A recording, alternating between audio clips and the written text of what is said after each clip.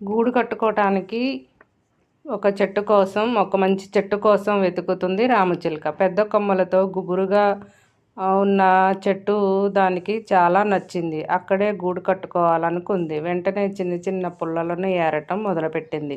ఇంతలో గాలి గట్టిగా వీచటంతో దాని నోటికి అసలు పుల్లలు అందటం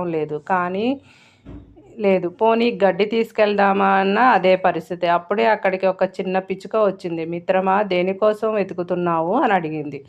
ఈ చెట్టు మీద గూడు కట్టుకోవాలని అనుకుంటున్నా, అందుకే పుల్లలు గడ్డి ఏరుతున్నా, కానీ గాలి వల్ల అసలు వాటిని పట్టుకోలేకపోతున్నా అంది రామచిలుక. అవునా, నేనేమైనా సాయం చేయాలా అని అడిగింది పిచ్చుక. ఇంత చిన్నగా ఉన్నావు, నా వల్లే అవ్వట్లేదు, నీ వల్ల ఏమవుతుంది, వద్దులే అని అంది చిలుక.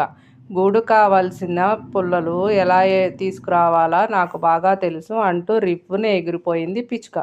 ఇక చిలుక పుల్లలను ఏరటానికి ప్రయత్నిస్తూనే ఉంది. అంతలోని పిచ్చుక కొంత గడ్డిని పట్టుకొని వచ్చేసింది. ఇక్కడ అసలు నోటితో పట్టుకోవటానికి వీలు లేకుండా గాలి వీస్తుంది.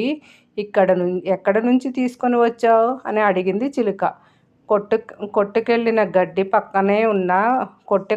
గడ్డంతా పక్కనే ఉన్న కొలంలో పడుతుంది. తడిగా ఉన్న గడ్డి కదలదు కదా, అక్కడి నుంచి తీసుకొని వచ్చాను అని బదులిచ్చింది పిచ్చుక. ఇక గూడు మొత్తం పూర్తయ్యే వరకు గడ్డి పుల్లలు తీసుకొచ్చి ఇచ్చింది పిచ్చుక. చిన్నదానివని నీవు ఏ పని రాదని అనుకున్నాను, కానీ కొన్ని పనులు చేయటానికి ఆకారం, వయసు కన్నా ఆలోచన ముఖ్యమని తెలియజేశావు. థ్యాంక్ యూ మిత్రమా.